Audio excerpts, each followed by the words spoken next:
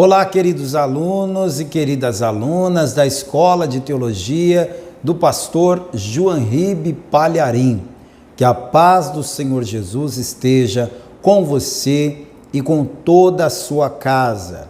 Eu sou o pastor Ademir Pereira, pastor e coordenador da Escola de Teologia Joanribe Palharim, e agora estou aqui para apresentar para você mais uma aula do nosso nível Master de Teologia. É isso mesmo, no segundo ano da Escola de Teologia, você faz parte deste estudo do nível Master, e hoje eu estou trazendo aqui para você, que é nosso aluno e nossa aluna, a aula de número 30.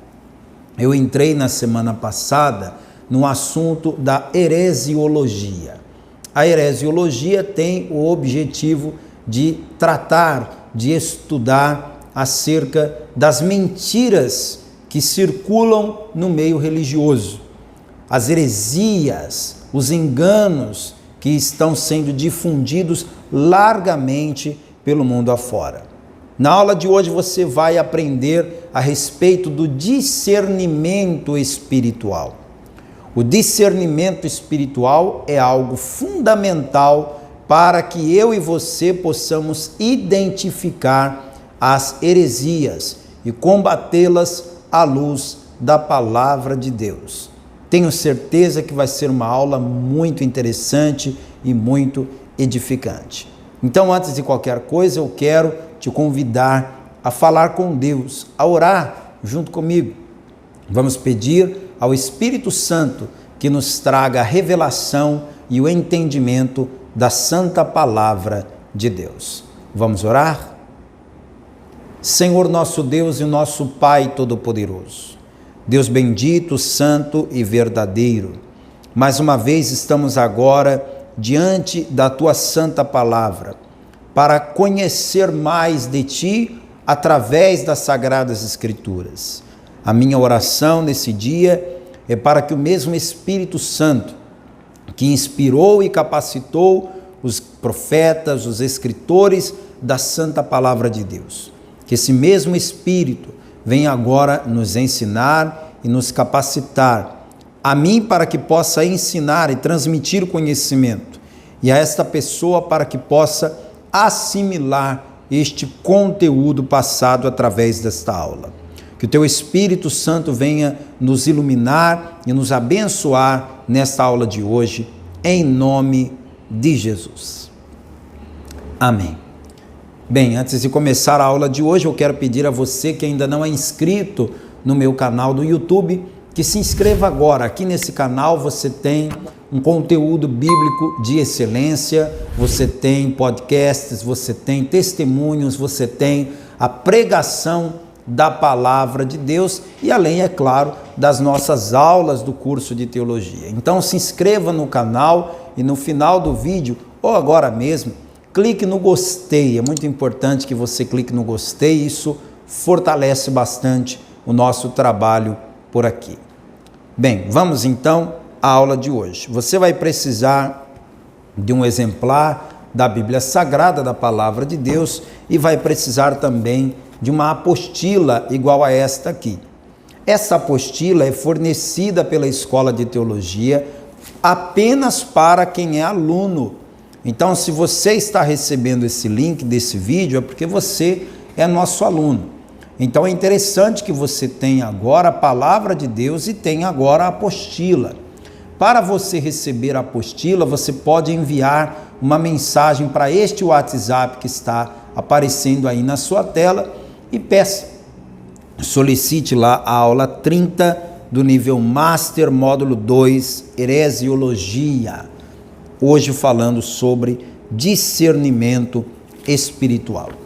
O texto base da nossa aula de hoje é a carta aos Hebreus, capítulo 4, verso 12.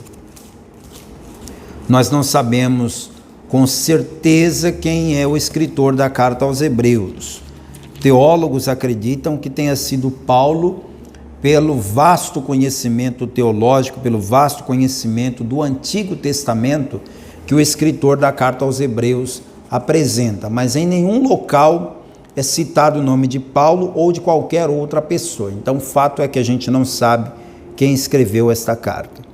Mas a carta diz assim, capítulo 4, verso 12: porque a palavra de Deus é viva e eficaz, e mais penetrante do que espada alguma de dois gumes, e penetra até a divisão da alma, do espírito, das juntas e medulas, e é apta para discernir os pensamentos e intenções do coração. Então você vê aí que a palavra de Deus é o que nos dá discernimento do que está no coração e na mente do ser humano.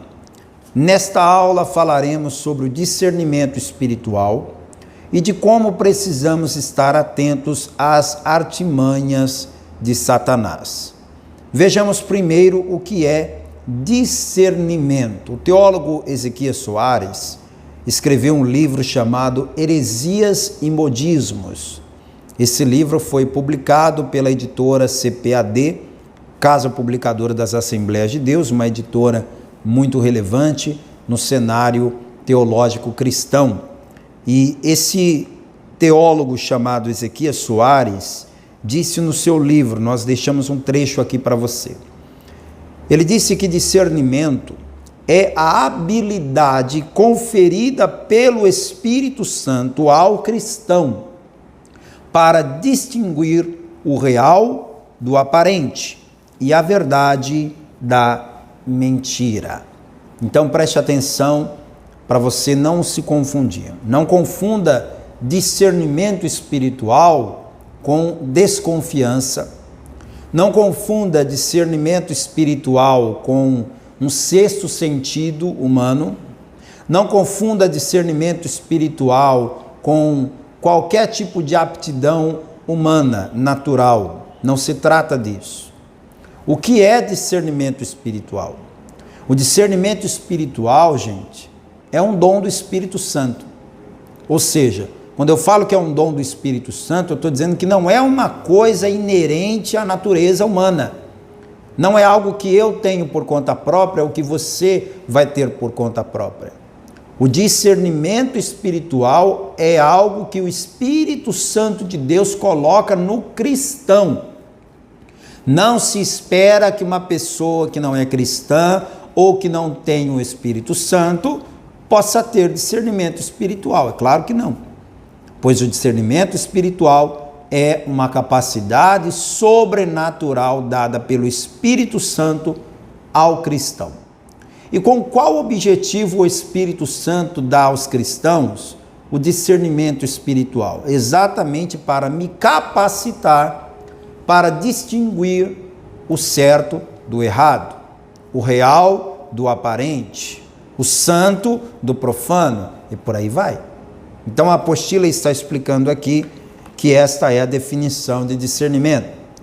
Há heresias e aberrações doutrinárias internas e doutrinas que se parecem cristãs. Eu já cheguei a tocar nesse assunto na semana passada, acerca de seitas que você passa na frente do prédio onde ela funciona e você garante que aquilo ali é uma igreja. E existem seitas que chegaram ao cúmulo do absurdo de colocar o nome igreja no nome. Então, quando coloca lá igreja fulana de tal, você deduz que é uma igreja, mas nem todas de fato são. Então, cabe a nós termos discernimento, porque nem tudo que brilha é ouro, não é? Nem tudo que diz que é igreja, nem todo que diz que é servo de Deus é de fato servo de Deus. Por meio de suas doutrinas é possível o cristão reconhecer a fonte, mas às vezes são apresentadas de maneira tão sutil, tornando impossível seu discernimento sem a ajuda do Espírito Santo. Desde que foram expulsos do céu, Satanás e a terça parte dos anjos perseguem aqueles que amam a Deus com o intuito de roubar dos filhos de Deus a salvação conquistada na cruz pelo Senhor Jesus. E de que forma que o diabo e seus demônios fazem isso? Através de falsas doutrinas, heresias, tradicionalismos, modismos e etc.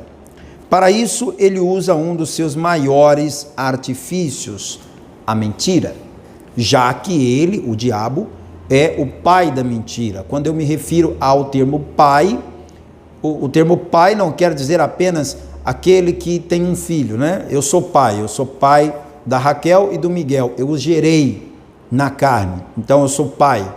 Espiritualmente eu sou pai de muita gente, né? Mas quando a Bíblia usa o termo dizendo que o diabo é pai da mentira, é pai no sentido de criador. Se podemos dizer que o diabo criou alguma coisa, que teve algo que partiu dele, o que foi? Foi a mentira. João capítulo 8, verso 44, o próprio Jesus está dizendo que o diabo é o pai da mentira. Veja, vós tendes por pai ao diabo, ele está falando com os fariseus. Vós tendes por pai ao diabo, e quereis satisfazer os desejos de vosso pai. Ele foi homicida desde o princípio, não se firmou na verdade, porque não há verdade nele. Quando ele profere mentira, fala do que lhe é próprio, porque é mentiroso e pai da mentira. Pai da mentira, tá vendo? Então, quando o diabo ele usa a mentira, ele está usando a sua melhor habilidade, que é mentir. Veja aqui na apostila comigo. Além de ser mentiroso, o diabo possui outros nomes que os caracterizam. O pastor João Palharim, no seu livro O Evangelho Reunido, ele fala bastante a respeito disso. Nós vamos ler aqui alguns textos do Evangelho Reunido, mas primeiro vamos ver alguns nomes clássicos. Acusador. Acusador aparece na Bíblia, no livro de Apocalipse, capítulo 12, verso 10. Vamos comigo lá? Apocalipse, capítulo 12, versículo 10. João disse assim: e ouvi uma grande voz no céu que dizia: agora é chegada a salvação e a força e o reino do nosso Deus e o poder do seu Cristo, porque já o acusador de nossos irmãos é derrubado, o qual diante do nosso Deus os acusava de dia e de noite. Então João está falando aqui da queda de quem? De Satanás. Mas como ele se refere a Satanás? Como acusador. Outro título usado também na palavra foi o título que Paulo usou quando escreveu para Tito. Tito capítulo 2, verso 8, o apóstolo Paulo chama o diabo de adversário. Tito 2, verso 8. Linguagem sã e irrepreensível, para que o adversário se envergonhe, não tendo nenhum mal que dizer de vós.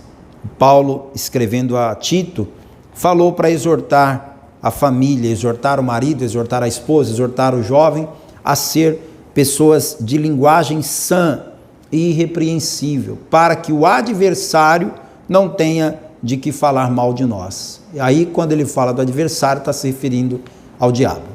Outro texto que a gente pode ler, e que está no Novo Testamento, aqui em Lucas, aí foi o próprio Jesus quem falou, e Jesus, quando se referiu ao diabo, o chamou de inimigo. Lucas capítulo 10, versículo 19. Eis que vos dou poder para pisar em serpentes e escorpiões e sobre toda a força do inimigo, e nada vos fará dano algum. Jesus se refere ao diabo como inimigo. E inimigo é o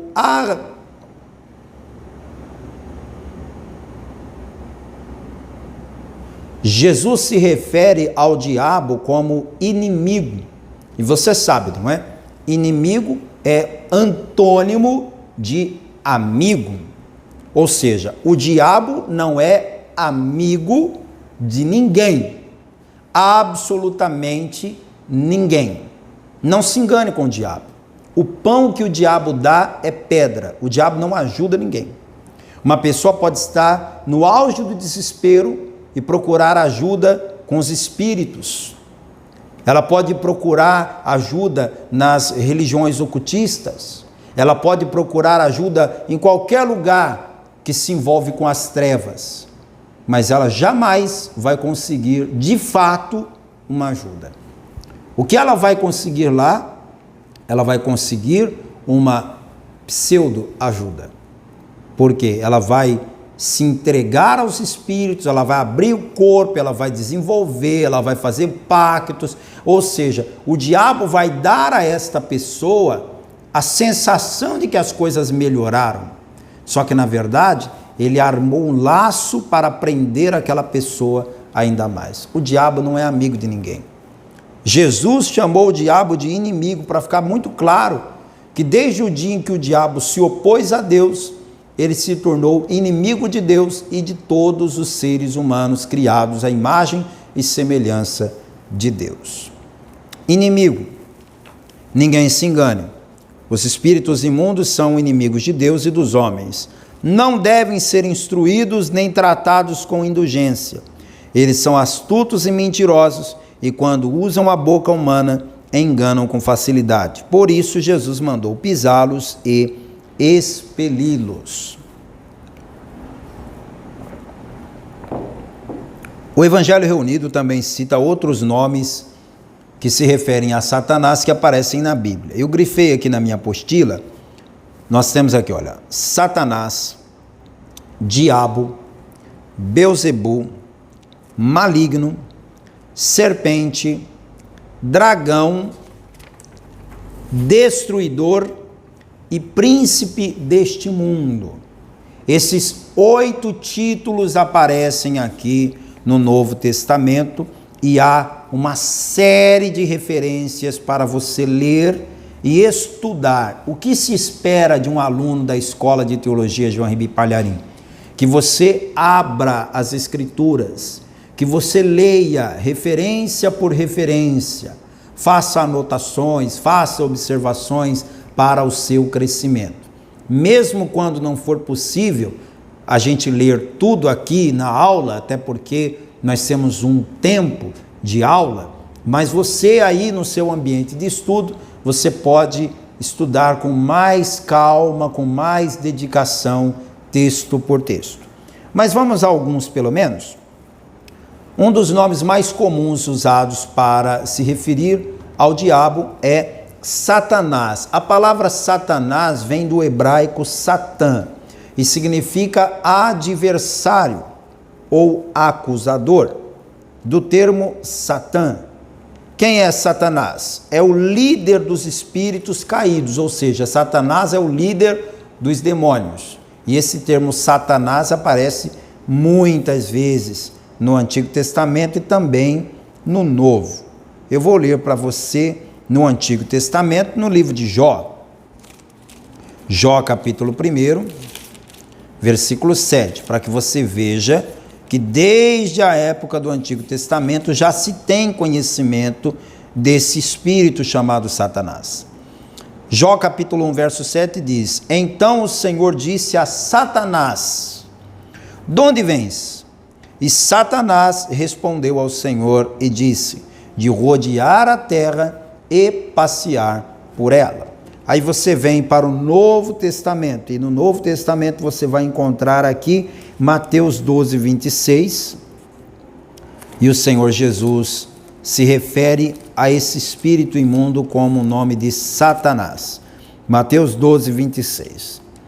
E se Satanás expulsa Satanás, está dividido contra si mesmo.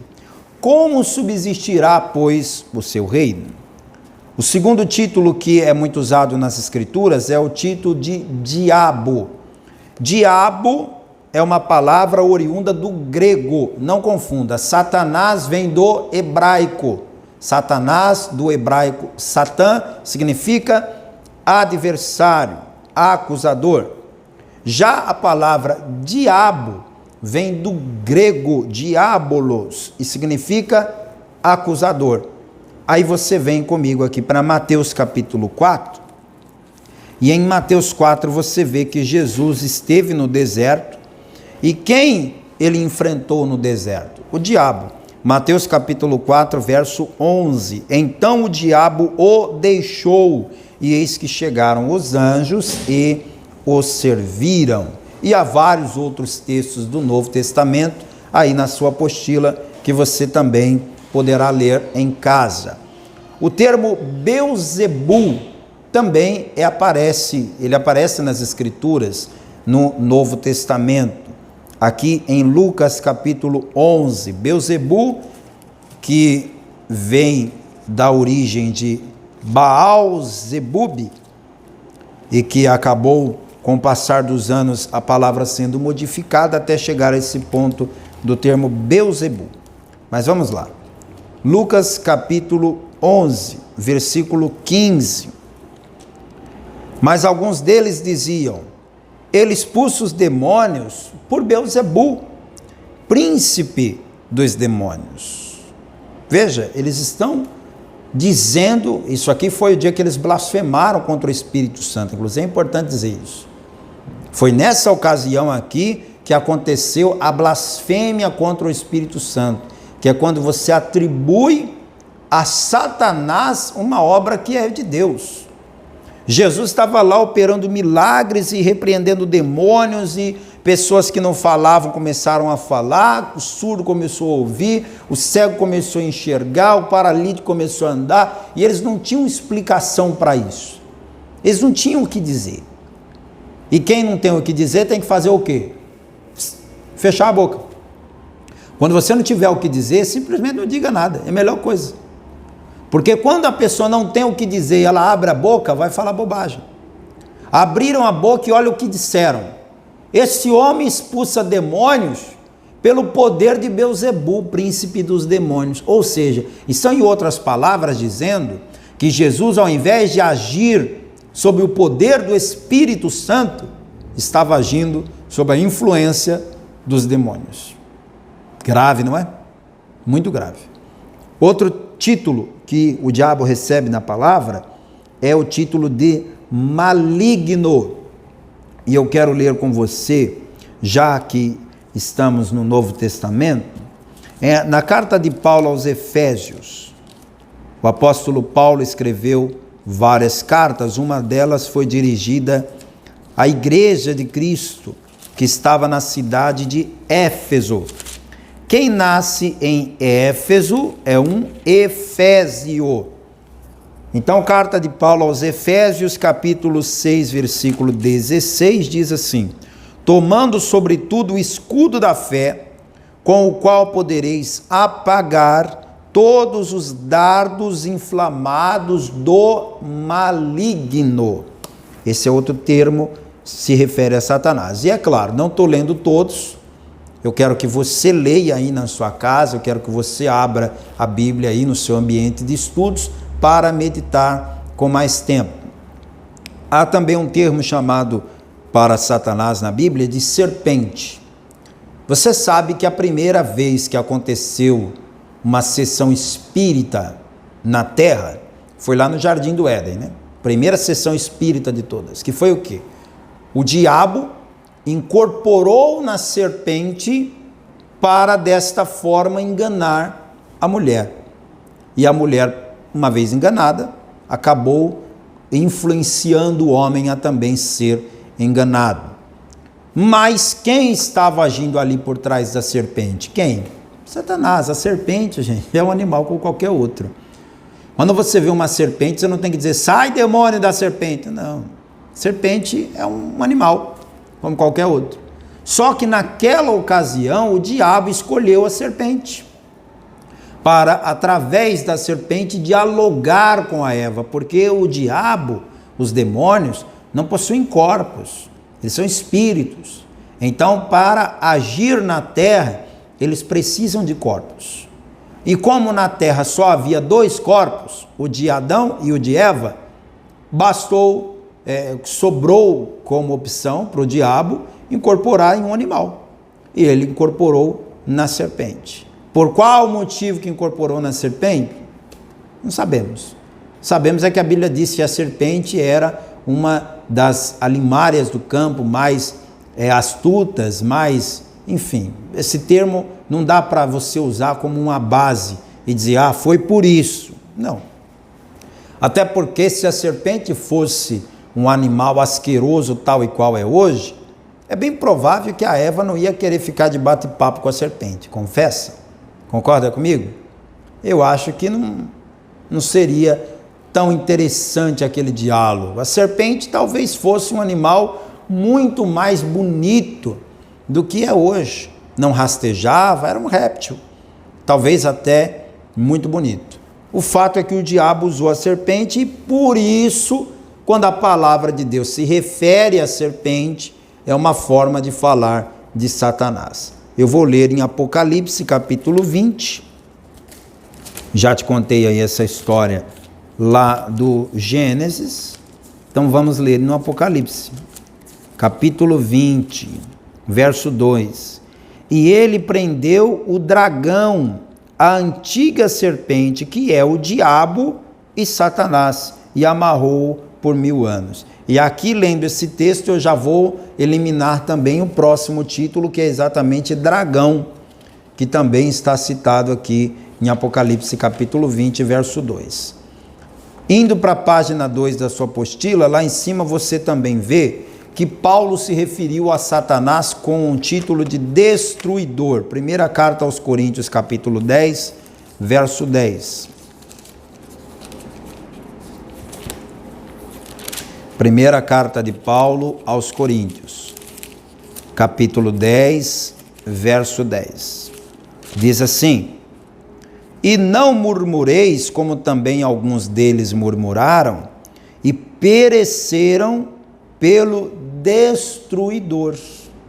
Está falando do diabo. E também Jesus, quando se referia a Satanás, por 3 ocasiões diferentes, se referiu a ele com o título de príncipe deste mundo. Esses 3 momentos estão em João 12, 31, João 14, 30 e João 16, 11. Vamos ler um deles? João capítulo 12, versículo 31. Agora é o juízo deste mundo. Agora será expulso o príncipe deste mundo. E Jesus está falando de Satanás. Segundo o Evangelho Reunido, o livro do pastor João Ribe Palharim, o diabo é astuto e conspirador. Está lá em 2ª carta de Paulo aos Coríntios 11:3 o seguinte: Mas temo que assim como a serpente enganou Eva com a sua astúcia, assim também sejam de alguma sorte corrompidos os vossos sentidos e se apartem da simplicidade que há em Cristo. Há um livro muito interessante citado aqui em nossa bibliografia, é o livro de Charles Stanley, um teólogo norte-americano que escreveu um livro chamado Quando o Inimigo Ataca. É claro que eu estou lendo já a tradução para você entender. O livro chama-se Quando o Inimigo Ataca, foi publicado no Brasil pela editora Thomas Nelson. E nós vamos usar um trechinho do livro de Charles Stanley para observar 3 palavras-chave neste versículo de 2ª carta de Paulo aos Coríntios 11:3. A primeira palavra-chave é enganou. Circule essa palavra, enganou. Mas temo que assim como a serpente enganou a Eva com a sua astúcia, assim também sejam de alguma sorte corrompidos os vossos sentidos e se apartem da simplicidade que há em Cristo. Quando o termo enganou é citado nesse versículo, você tem que entender que o diabo tenta enganar-nos, convencendo-nos de que o certo é errado e o errado é certo. O que é ser enganado? Você já foi enganado alguma vez? Enganado num negócio, enganado num relacionamento, enganado por um anúncio, enganado por qualquer coisa. O que é ser enganado? Ser enganado é acreditar em uma mentira. O diabo não tem absolutamente nenhuma capacidade de dizer uma verdade completa acerca de qualquer assunto, ou seja, uma verdade completa. O diabo pode dizer meias verdades. Mas você tem que se lembrar que uma meia verdade também é uma meia mentira. E quando o diabo fala meias verdades, ele continua mascarando a sua mentira para que ela seja aceita. Então a primeira coisa que você tem que tomar cuidado com o diabo é que ele engana com facilidade. A segunda palavra-chave é astúcia. O que é astúcia? Esta palavra se refere a estratagemas de manipulação, artimanhas hábeis, esquemas e estratégias. O diabo não se aproxima de nós cara a cara, mas procura a porta dos fundos, um elo perdido ou uma fraqueza. Ele ataca aquilo que acreditamos já ter sido tratado e especializa-se naquelas coisas que insistimos em negar. O diabo faz o máximo para ocultar a sua identidade e disfarçar-se ao lidar conosco. Observa isso. O diabo não quer aparecer. O diabo não quer manifestar. O diabo não quer se revelar. O que ele quer? Ocultar a sua identidade, disfarçar-se ao lidar conosco. Por isso que quando alguém diz assim, o diabo não existe, o diabo é fruto da imaginação desses pastores evangélicos que ficam inventando histórias para impressionar o povo, o diabo acha o máximo quando alguém diz isso. Quando alguém diz que ele não existe, o diabo não fica chateado, eles não acreditam em mim. Pelo contrário. Quando você ou qualquer pessoa acredita ou prega que o diabo não existe, isso só faz facilitar o trabalho dele de enganar. Porque aí qualquer coisa que acontecer, o diabo sempre vai dizer que foi outra coisa e a pessoa vai acreditar. A terceira palavra-chave desse versículo 3 é corrompidos. Vou ler de novo o texto. Mas temo que, assim como a serpente enganou a Eva com a sua astúcia, assim também sejam de alguma sorte corrompidos os vossos sentidos, para que se apartem da simplicidade que há em Cristo. Essa palavra corrompidos foi traduzida em algumas versões bíblicas como seduzidos. A palavra original no grego significa ser desviado sutilmente. Então o que é uma coisa corrompida? É uma coisa que foi desviada sutilmente do curso original de devoção pura a Cristo Jesus. A pessoa corrompida ou seduzida por uma tentação segue as paixões e desejos do seu próprio ego, em vez de seguir a vontade e as ordens de Deus. O diabo ataca as nossas fraquezas com muita astúcia. Ele vem a nós por meio daquilo em que ainda agimos contrários aos mandamentos de Deus. O diabo age de maneira sutil e sedutora para levar-nos passo a passo para longe do Senhor e em direção à satisfação de nossos desejos e necessidades carnais. Página 22 do livro de Charles Stanley, Quando o Inimigo Ataca. Agora você verá aqui na sua apostila um trecho muito bom sobre tradição versus salvação. Esse texto está na página 220 do livro O Evangelho Reunido, do nosso pastor João-Ribe Palharim. Eu fiz aqui várias observações a respeito disso, lembrando que nós estamos falando hoje de heresiologia e discernimento espiritual. Você precisa do discernimento espiritual para quê? Para distinguir o que é certo do que é errado, o que é real do que é aparente, o que é santo do que é profano. Você até aqui me ouviu falar bastante sobre o diabo. Por quê? Porque se eu tenho que ter discernimento espiritual, é principalmente para quê? Para identificar as obras do diabo, para não ser enganado pelo diabo, para não ser corrompido pelas tentações do diabo. Só que além de combater contra o diabo, nós também temos que ter discernimento para não cairmos nas tradições religiosas. E agora eu quero falar com você sobre tradição religiosa. Venha comigo na página 2 da sua apostila.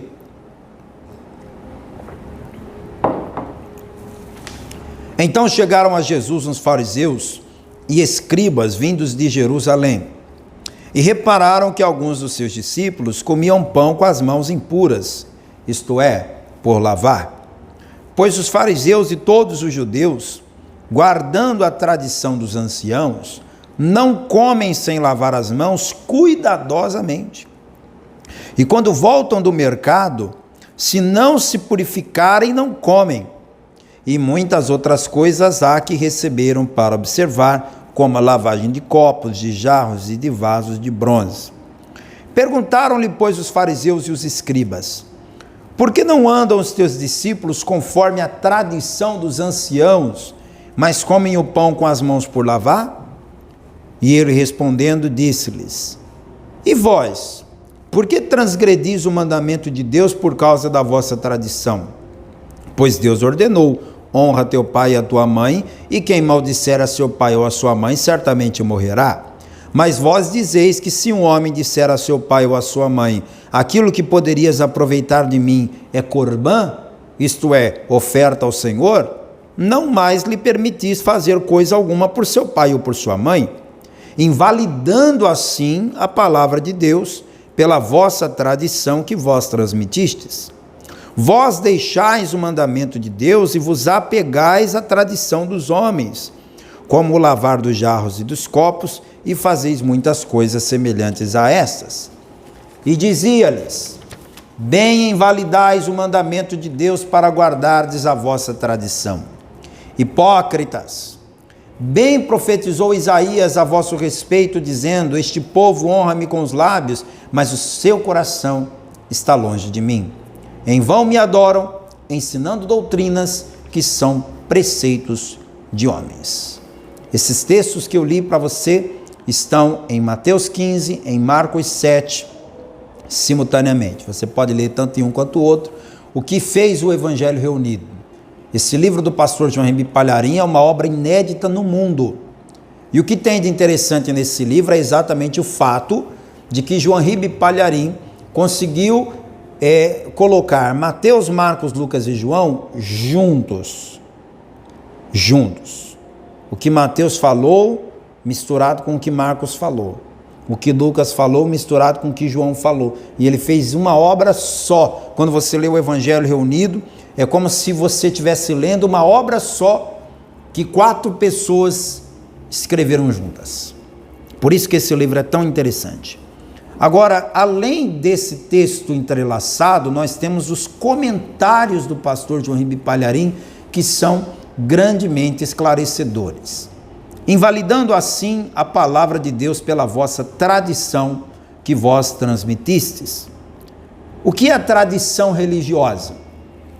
Tradição religiosa é tudo aquilo que não está na Escritura, ou seja, isso aqui, olha, é a palavra de Deus. É a Escritura. Toda a Escritura é divinamente proveitosa para instruir, redarguir, exortar. Ou seja, você pega tudo que está aqui e você pode observar. Você pode praticar. Mas a tradição não é isso aqui. A tradição, ainda que seja relacionada ao povo da Bíblia, ainda que seja relacionada a Israel, ainda que seja relacionada a costumes judaicos, nós, como cristãos, não temos a obrigação de observar. Por quê? Porque são tradições, está fora da Escritura. O próprio Senhor Jesus tinha debates com os fariseus por conta disso, é o texto que eu acabei de ler. O que é tradição? Consiste em costumes, fábulas, lendas e procedimentos criados pela imaginação humana e transmitidos oralmente de geração em geração. Essas tradições, de tanto serem repetidas, acabam sendo aceitas como verdadeiras. Quando uma religião dá à tradição o mesmo valor das Escrituras, é preciso compará-las, como Jesus fez aqui. Qualquer tradição religiosa que invalida, diminui ou contraria as Escrituras é preceito de homens, são inúteis na adoração a Deus e não salvam. Tome cuidado quando você olhar para uma denominação, para uma igreja, para um grupo religioso que coloca a palavra de Deus em pé de igualdade a uma tradição, que trata uma tradição com tanta importância que parece até que está na Bíblia, e não está. Toma cuidado, porque foi exatamente isso que Jesus combateu. Em vão me adoram ensinando doutrinas que são preceitos de homens. Para combater a tradição, Jesus citou a Escritura. Então, como é que eu hoje vou combater as tradições que estão querendo me empurrar goela abaixo? Querem porque querem que eu faça isso ou aquilo, porque o povo judeu faz. Querem porque querem que eu ou você façamos isso ou aquilo, porque lá em Israel se faz. Espera aí, está na Escritura? Está aqui na Escritura? Claro que eu devo fazer tal coisa? Não está. Se não está, o que eu vou fazer? Eu não sou obrigado. Eu não tenho que me curvar às tradições. Eu tenho que me curvar à palavra de Deus. Aliás, Jesus dizia sempre, está escrito, em João 8,17, examinai as Escrituras, lá em João 5,39, em Mateus 21,42 ele disse, nunca leste na Escritura? Em Mateus 15,56, para que se cumpram as Escrituras, ou seja, o negócio de Jesus era com as Escrituras, não com a tradição judaica. Eu grifei aqui na minha apostila, grife na sua aí, olha. Jesus nunca fez nenhuma pregação usando como fundamento uma tradição. Me preocupa quando hoje nós vemos pastores, pregadores do Evangelho, que ficam floreando a sua pregação, trazendo tradições judaicas.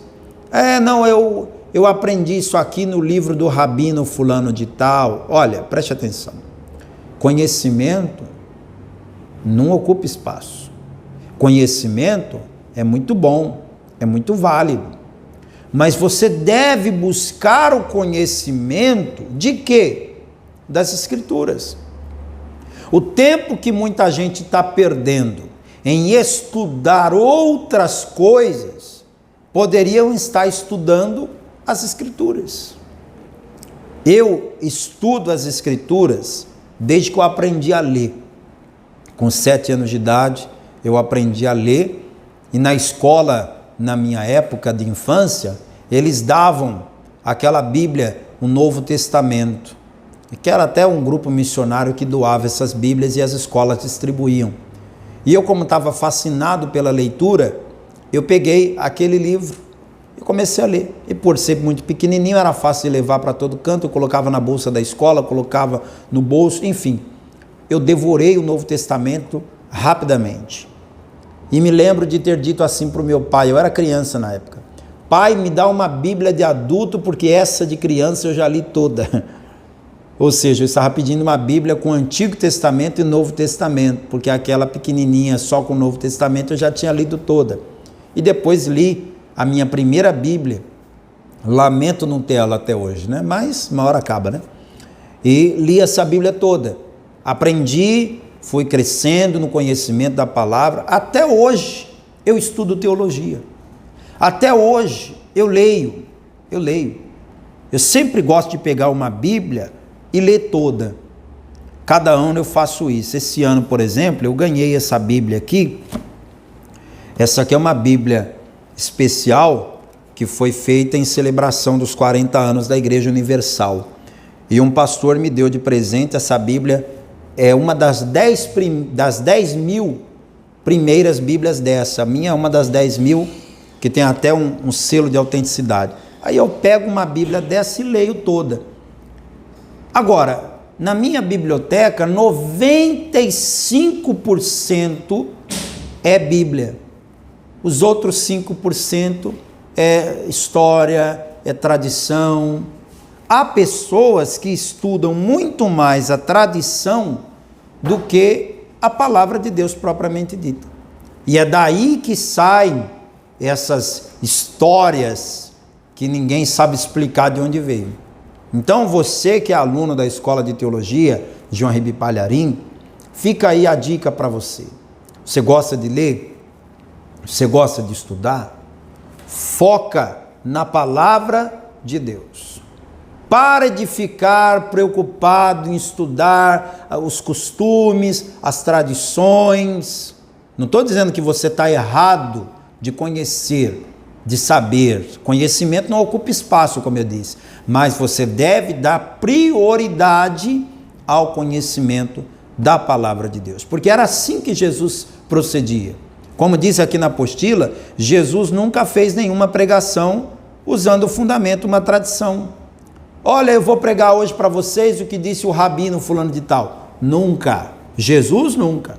Os pregadores de hoje, tá cheio, mas Jesus nunca fez isso. Depois de ressuscitado, apareceu aos 2 apóstolos no caminho de Emaús e, começando por Moisés e por todos os profetas, explicou-lhes o que dele se achava em todas as escrituras. Está lá em Lucas 24, 27. Jesus citou as escrituras para 2 discípulos para mostrar para eles tudo o que nas escrituras estava falando dele. Em seguida, com todos eles, abriu-lhes o entendimento para compreenderem as escrituras. Lucas 24, 45. Grifa aí, olha. Jesus nunca deu valor a tradições ou textos fora das escrituras. Os 2 principais apóstolos de Jesus, Pedro e Paulo, aprenderam a rejeitar fábulas, lendas e tradições religiosas, e assim como Jesus, ensinaram o povo a se ater apenas às escrituras por serem inspiradas pelo Espírito Santo.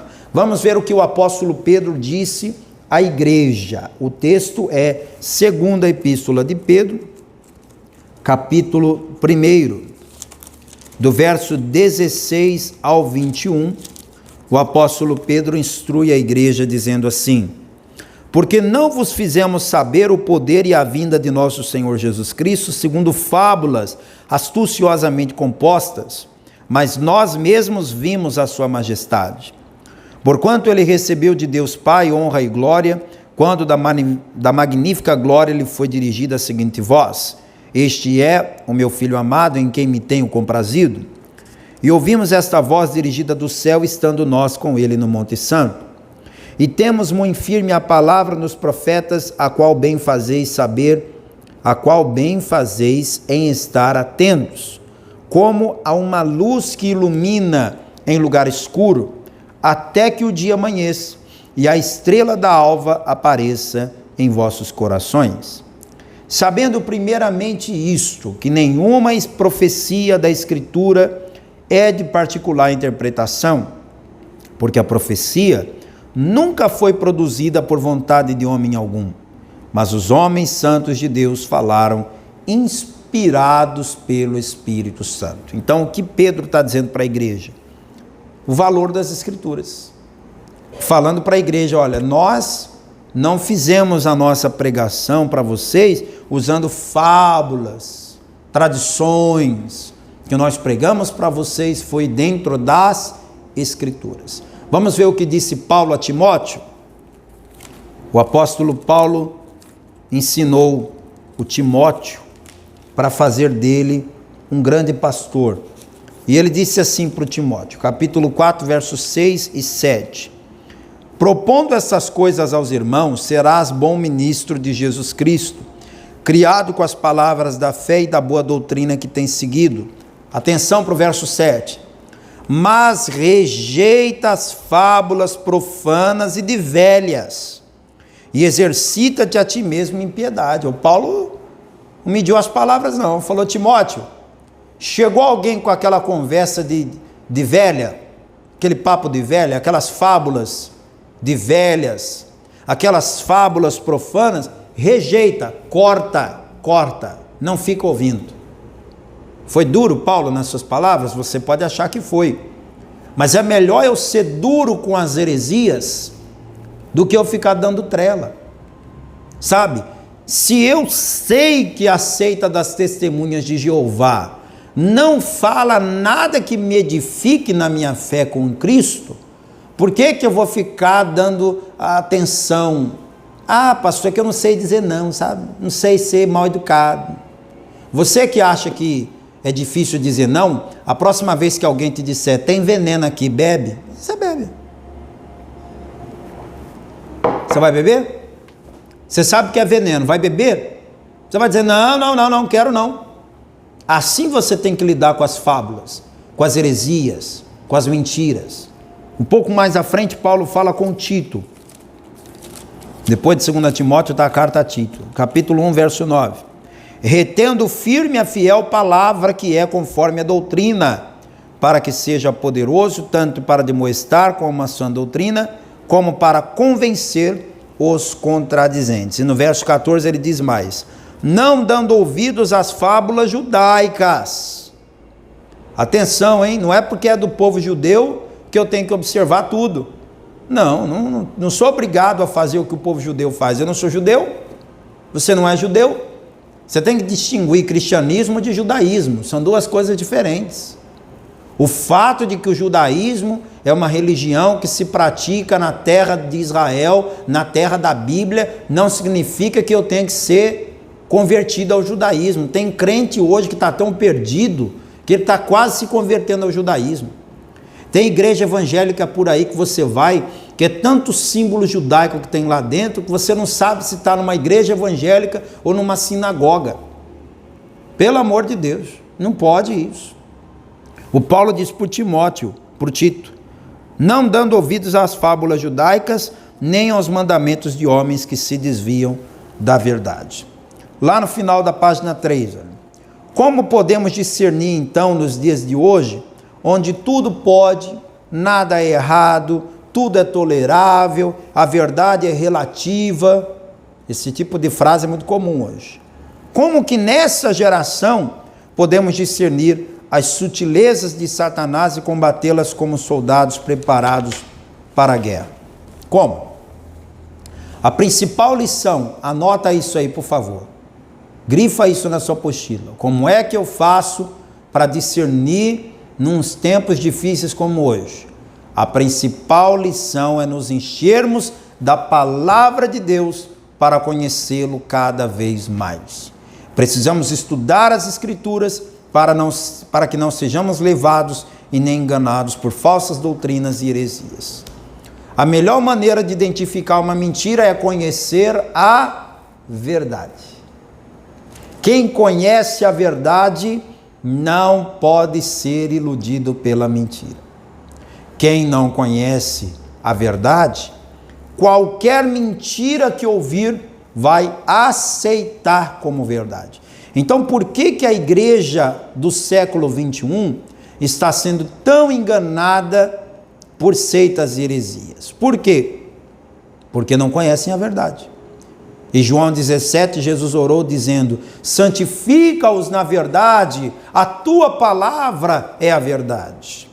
Conhecer a palavra de Deus vai blindar a tua mente das seitas e heresias. Oséias 6,3 diz: conheçamos e prossigamos em conhecer ao Senhor. Oséias 4,6 diz: o meu povo foi destruído porque lhe faltou conhecimento. Eclesiastes capítulo 12, verso 9, parte A: e quanto mais sábio foi o pregador, tanto mais sabedoria ao povo ensinou. Eclesiastes 7,12: porque a sabedoria serve de defesa, como de defesa serve o dinheiro, mas a excelência do conhecimento é que a sabedoria dá vida ao seu possuidor. Provérbios 18,15: o coração do entendido adquire o conhecimento, e o ouvido dos sábios busca a sabedoria. Além de estudar e de nos encher com a palavra de Deus, precisamos vestir toda a sua armadura, porque as armas da nossa milícia não são carnais, mas sim poderosas em Deus para a destruição das fortalezas. 2 Coríntios 10,4. Do que todo soldado dispõe, então? Do que todo soldado dispõe, então? Todo soldado dispõe da sua armadura, e no nosso caso específico é da armadura que Deus preparou para aqueles que são chamados pelo seu nome. Efésios 6, do 13 ao 18, portanto, tomai toda a armadura de Deus, para que possais resistir no dia mau, e havendo feito tudo, ficar firmes. Estai, pois, firmes, tendo cingidos os vossos lombos com a verdade, vestida a couraça da justiça, calçados os pés na preparação do evangelho da paz, tomando sobretudo o escudo da fé, com o qual podereis apagar todos os dardos inflamados do maligno. Tomai também o capacete da salvação e a espada do Espírito, que é a palavra de Deus, orando em todo o tempo, com toda oração e súplica no Espírito, e vigiando nisto com toda perseverança e súplica por todos os santos. Esse texto está em Efésios 6, do 13 ao 18. Na aula de hoje você aprendeu sobre heresiologia e discernimento espiritual. Qual a importância do discernimento espiritual para não sermos enganados com as mentiras das heresias que circulam hoje por todo o mundo? No final da sua apostila você tem um questionário que nós estamos propondo a você. A primeira questão pergunta o seguinte, olha: o que é discernimento espiritual? Tem 4 opções para você escolher. A. É um dos dons que o Espírito Santo concede para que o cristão alcance salvação. B. É a faculdade de decifrar sonhos conferida por Deus àqueles que executam a sua obra. C. É a habilidade conferida pelo Espírito Santo ao cristão para distinguir o real do aparente e a verdade da mentira. D. É o revestimento da graça que o Espírito Santo concede a todos aqueles que o amam. Qual dessas 4 alternativas você acha que é a mais apropriada? Responda para mim. Segunda questão: quais nomes encontrados na Bíblia também são atribuídos a Satanás? Marque um X na única correta. Só tem uma questão correta aqui de 4. Vamos lá. Alternativa A: o diabo também é conhecido na Bíblia como conselheiro maravilhoso e inimigo. B. Acusador, malfeitor e conselheiro. C. Inimigo, conselheiro e acusador. Ou D. Acusador, adversário e inimigo. Alternativa 3. Terceira questão, melhor dizendo: como podemos ter discernimento para não sermos enganados pelo inimigo? Alternativa A, quando clamamos. Alternativa B, recebendo unção todo dia. Alternativa C, conhecendo a palavra de Deus. Ou alternativa D, com o batismo nas águas. Quarta questão: no que consiste a tradição religiosa? Alternativa A, consiste em costumes, fábulas, lendas e procedimentos criados pela imaginação humana e transmitidos oralmente de geração em geração. Alternativa B, consiste em fábulas criadas tendo por base a vida dos judeus durante o exílio babilônico. Alternativa C, consiste em histórias formuladas pelos profetas e sacerdotes durante o tempo de exílio. Alternativa D, consiste em ensinar aos filhos aquilo que foi aprendido pelos pais durante a sua infância. Marque um X na alternativa correta e na questão de número 5, você irá fazer um resumo de pelo menos 7 linhas, relatando para a gente o que você aprendeu na aula de hoje.